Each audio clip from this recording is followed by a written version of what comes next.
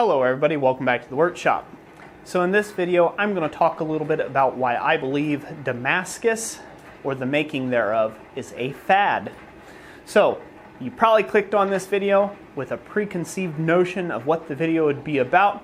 Whether obviously it's a Roy rant video, obviously it's me talking, bad-mouthing Damascus, and so therefore you've already formulated your opinion and you ran to the comment section already to make your hurried up comment. Well, I would appreciate it if you watch till the end of the video or through the video and hear me out on this.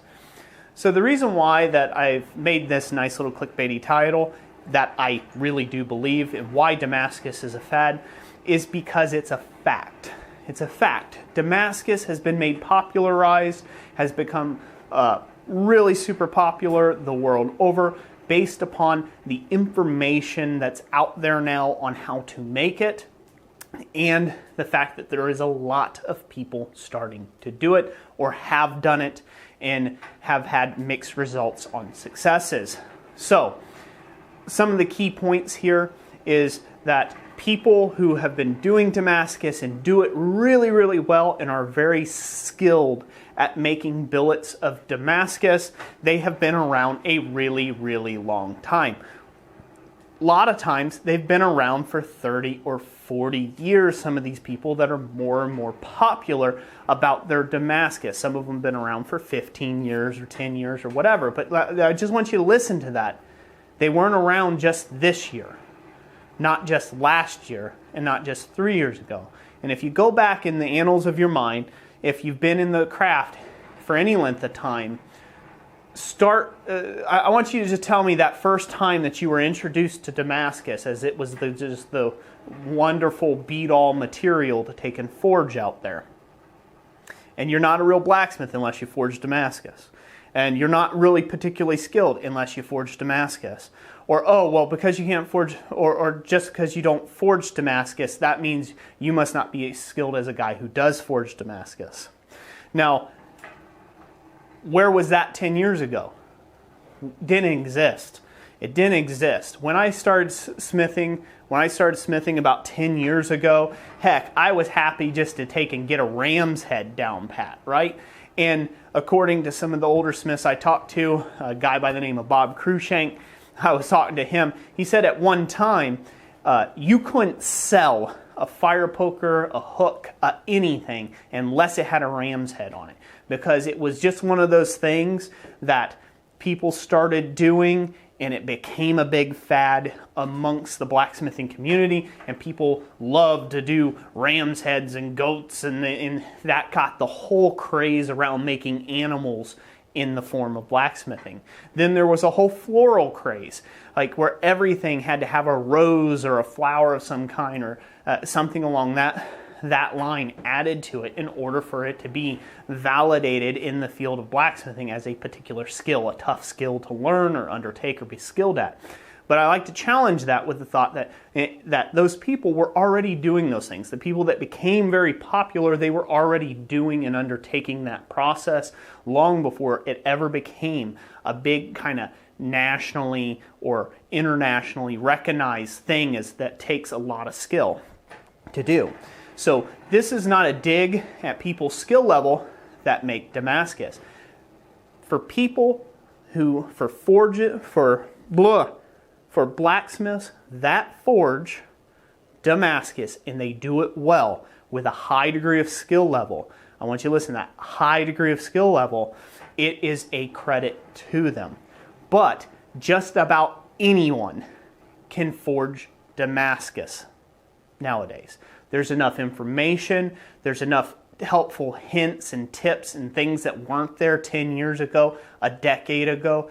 There's a lot of stuff out there that now you see people that have very limited capabilities in their shops forging Damascus billets and making knives and hammers and axes and tomahawks, crudely done. They don't look the greatest, but they got the welds to stick. They made Damascus, right? And so we see this all the time all the way across YouTube. Now, what prompted this rant? I get asked all the time, Roy, why you no make Damascus? You're horrible. Why? Lots of whys. Why doesn't Roy make Damascus? And the simple fact of the matter is, it's not that I'm incapable of making Damascus. It's not that I'm incapable of making a knife. It's not that I'm incapable of making a tomahawk. It's that I don't have any interest to. There's no interest here. That's not what I'm into. I'm into a style of ironwork that is more of the period of like a French grotesque style ironwork, or more like the Gothic style ironwork that you would see in the cathedrals and things like that. That type of ironwork inspires me, and that's what I aspire to make with my own flair, okay? Using technological means now that my predecessors never had available to them, and reestablishing that knowledge in the future. That's the stuff that particularly interests me. Damascus is an absolute bore for myself. I've got 1085, I believe it is. I don't know, it's sat over there forever. I got some 1085 and 15N20 just sitting right over there. It's literally just out of shot. And it's been laying there for a year. And one day I will make something out of Damascus, but it won't be a knife. It won't be an axe. It won't most likely be any of those things or what you would commonly associate with Damascus. So again, that's where I say that Damascus is a fad and it will pass. So I would strongly caution you all out there, those of you that have an entire business model, and this is a word of caution to you, those of you that have an entire business model that is wrapped up around one thing called Damascus, it's going to pass, and when it does, if that's the only thing that you have to offer of value to put out there on the net, to put out there for your customers and your clients, you're going to be in a crazy scramble because your business is going to be in decline.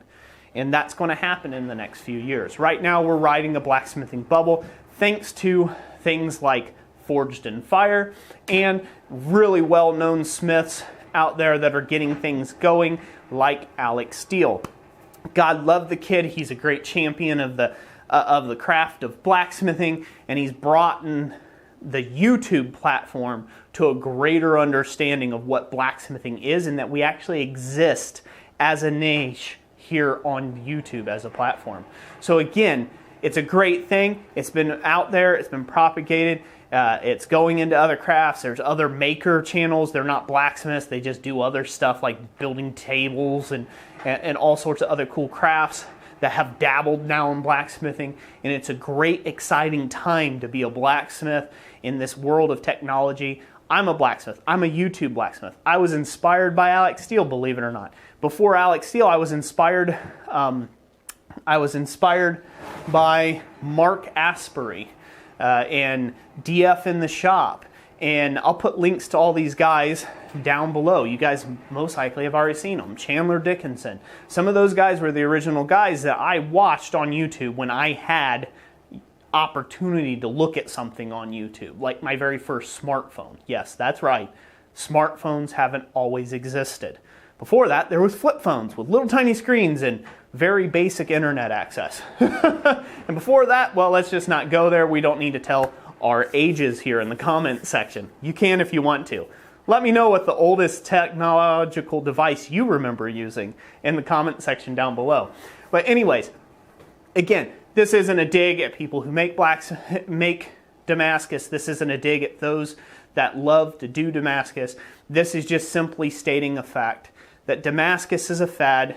It comes and it goes. It will be exciting for a time in this blacksmithing bubble. So sure, make your Damascus, get excited about it. If you love doing it, don't let anybody change your mind about it. And if you don't love doing it, don't let anybody change your mind about it. So that's it for this video. I hope you liked it. If you do, hit that like button. Let me know what you thought in the comment section down below. I'm almost out of memory card space, so I'm going to talk really super fast. If you would like to support what Jessica and I do here at Christ Center Ironworks, go consider checking out our website at blacksmithpdfs.com. Without any further ado, I'm going to get back to forging, doing what I love to do in the forge. I hope you can make some time in your day today to do that as well. I just made a John at Black Bear Forge reference. Anyways, God bless you. We'll talk to you all later. Have a great day.